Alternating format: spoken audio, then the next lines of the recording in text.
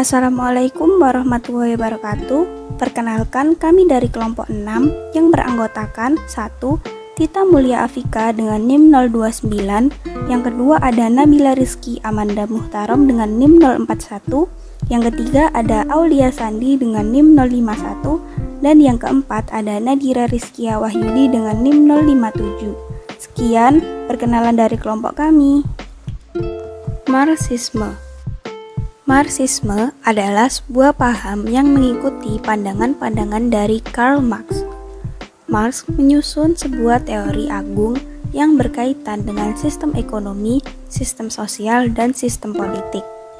Tokoh dari konsep pemikiran Marxisme adalah Karl Heinrich Marx, yang lebih dikenal dengan Karl Marx. Beliau lahir pada 5 Mei 1818 di Trier, Jerman.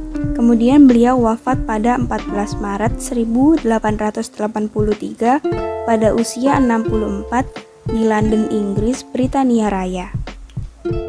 Karl Marx adalah seorang filsuf, pakar ekonomi politik, dan teori kemasyarakatan dari Prusia. Marx menyumbang teori pembangunan ekonomi dalam 3 hal, yaitu penafsiran sejarah dari sudut ekonomi, kekuatan yang mendorong perkembangan kapitalis, dan menawarkan jalan alternatif tentang pembangunan ekonomi terencana. Beliau sangat terkenal dengan karyanya yang berjudul Das Kapital. Pada Oktober 1835, di usianya yang ke-17 tahun, Marx masuk ke Universitas Bonn untuk belajar filsafat dan sastra. Namun, ayahnya mendorong untuk memilih bidang hukum sebagai bidang yang lebih terapan. Meskipun ia mendapatkan nilai bagus pada tahun pertama, namun nilainya kemudian menurun, yang membuat ayahnya terpaksa memindahkannya ke Universitas Berlin yang lebih serius dan akademik. Karl Marx sering dijuluki sebagai bapak dari komunisme yang berasal dari kaum terpelajar dan politikus. Ia memperdebatkan bahwa analisis tentang kapitalisme miliknya membuktikan bahwa kontradiksi dari kapitalisme akan berakhir dan memberikan jalan untuk komunisme. Teori nilai tenaga kerja. Teori nilai kerja adalah pilar utama ekonomi Marxis tradisional. Hal ini tercantum pada karya Marx yang berjudul Capital. Dalam buku tersebut, klaim dasar sederhananya adalah nilai komoditas dapat diukur secara objektif oleh jumlah rata-rata jam kerja yang diperlukan untuk memproduksi komoditi itu. Contohnya, jika sepasang sepatu biasanya memakan waktu 2 kali lebih lama untuk menghasilkan sepasang celana misalnya, maka sepatu lebih berharga daripada celana. Dalam jangka panjang, harga kompetitif sepatu akan 2 kali harga celana terlepas dari nilai input fisik. Tenaga kerja. Marx menggunakan prinsip-prinsip ekonomi klasik, menjelaskan bahwa nilai tenaga kerja harus tergantung pada jumlah jam kerja yang dibutuhkan masyarakat rata-rata untuk memberi makan, pakaian, dan tempat tinggal pekerja, sehingga ia memiliki kapasitas untuk bekerja. Dengan kata lain, upah jangka panjang yang pekerja terima akan tergantung pada jumlah jam kerja yang dibutuhkan untuk menghasilkan orang yang cocok untuk pekerjaan. Berkaitan dengan nilai kerja, Karl Marx melihat bahwa kerja dalam sistem kapitalis dipandang sebagai barang dagangan. Ia membeli tenaga kerja itu di pasaran dan membayarnya menurut nilainya. Namun, banyak pemilik pabrik yang membeli tenaga kerja dengan seenaknya. Menurut Karl Marx, nilai kerja perlu ditentukan oleh nilai semua barang yang dibutuhkan tenaga kerja supaya ia dapat hidup. Selama kaum pekerja diharuskan untuk menjual kemampuan kerjanya pada pemilik modal, penghisapan akan terus terjadi. Di sini adalah masalah besar bagi Marx, masalah yang sulit dipecahkan kecuali sistemnya mengalami perombakan besar-besaran. Ketika para pekerja menjual kemampuan kerjanya dan upah yang mereka terima kurang setara dengan tenaga mereka, apalagi bila para pekerja kadang tak sadar mereka bekerja tanpa dibayar, inilah yang disebut oleh Marx sebagai nilai lebih. Kemudian bukannya nilai itu kembali pada mereka, malah masuk lagi ke kantong para kapitalis. Disinilah Marx melihat kondisi seseorang dipisahkan secara sistemik dengan kerja dan hasil kerjanya. Kapitalis adalah orang yang menentukan upah para pekerja. Sistem ini mudah disalahgunakan oleh kapitalis untuk mengeksploitasi para pekerja. Marx percaya bahwa kapitalis selalu mencari untuk membuat keuntungan sebesar mungkin, baik oleh menurunkan upah dan meningkatkan produktivitas. Implikasi dari eksploitasi kapitalis terhadap para pekerja diungkapkan oleh adanya keuntungan termasuk bunga, sewa, dan bentuk-bentuk keuntungan lainnya. Dalam produksi, para pekerja menciptakan nilai baru sebanding dengan lamanya hari kerja mereka. Perbedaan antara nilai yang baru diproduksi oleh kelas pekerja dan nilai tenaga kerja. Singkatnya, para pekerja dieksploitasi karena mereka menghasilkan nilai lebih dari yang mereka kontrol atau terima sebagai upah. Nilai tukar tenaga kerja sebagaimana tercermin dalam upah kurang dari nilai yang dihasilkannya bagi kaum kapitalis. Karena tingkat pengangguran yang tinggi adalah tipikal dalam ekonomi kapitalis modern, kapitalis juga dapat mengurangi upah serendah-rendahnya. Oleh karena itu, jika seseorang pekerja menentang upahnya, kapitalis dapat menemukan seseorang yang lebih putus asa untuk menggantikannya. Keterasingan atau alienasi. Keterasingan atau alienasi adalah salah satu konsep penting pemikiran Marx dalam mengkritik sistem kapitalisme. Marx menggunakan konsep ini untuk menyatakan pengaruh produksi kapitalis terhadap manusia dan masyarakat.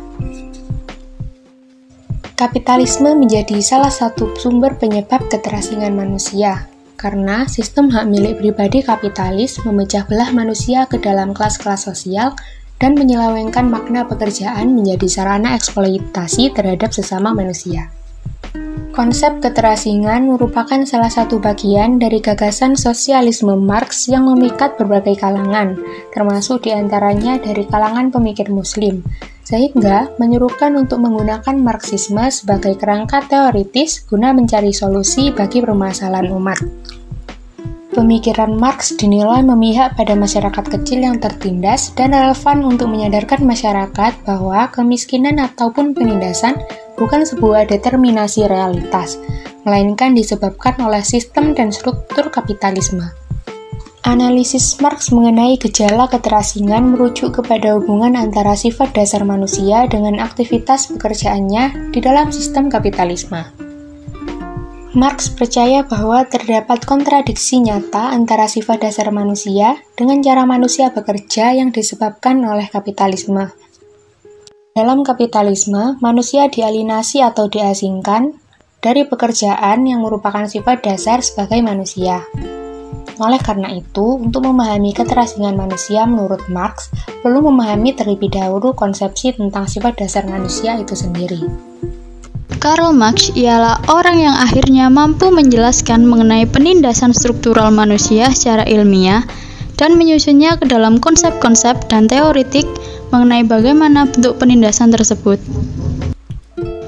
Falsafah Marx mengungkapkan bahwa kerja merupakan tindakan hakiki manusia dan kerja menentukan mode produksi ekonomi.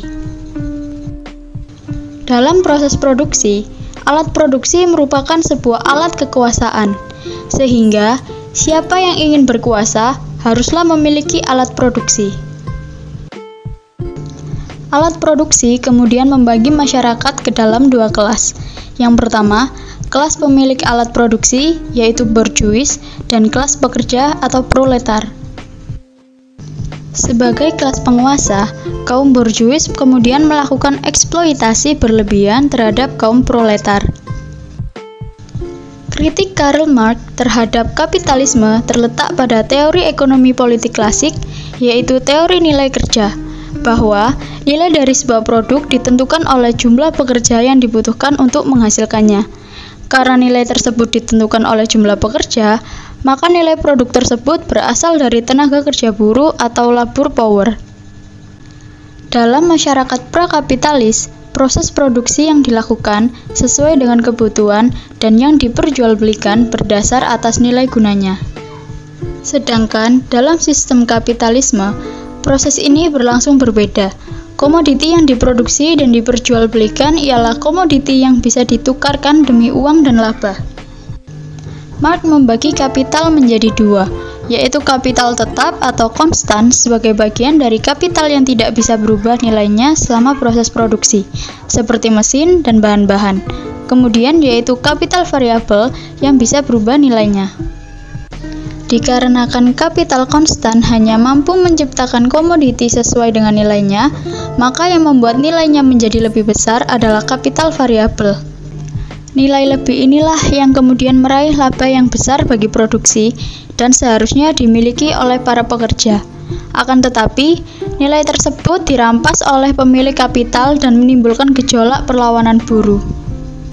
Analisis Marx tertuju pada inti ketidakadilan yang tersembunyi dari hubungan masyarakat dalam sistem kapitalisme. Kelemahan dan kekuatan konsep pemikiran Marxisme.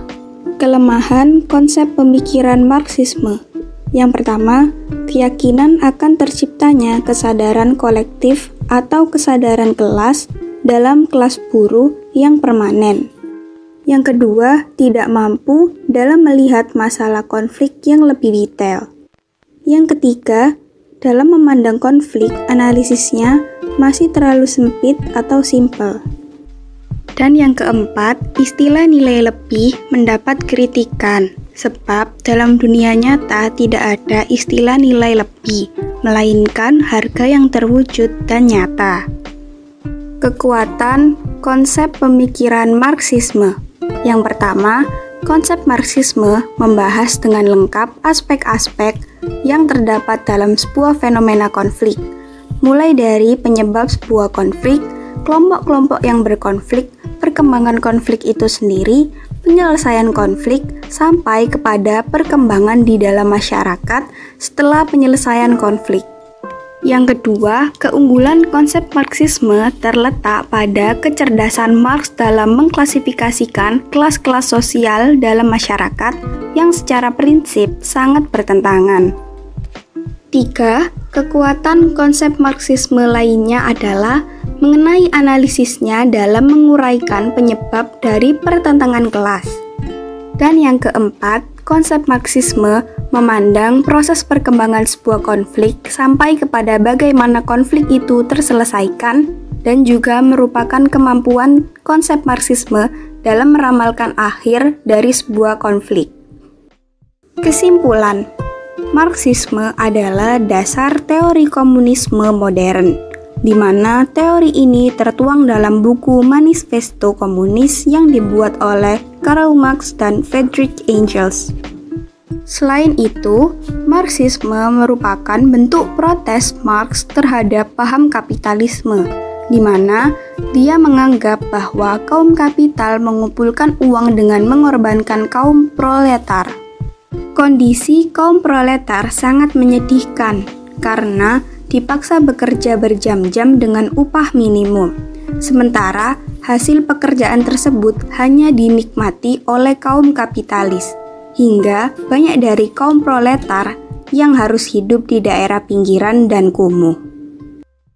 Sekian video pembelajaran dari kelompok kami. Mohon maaf bila ada salah kata. Wassalamualaikum warahmatullahi wabarakatuh.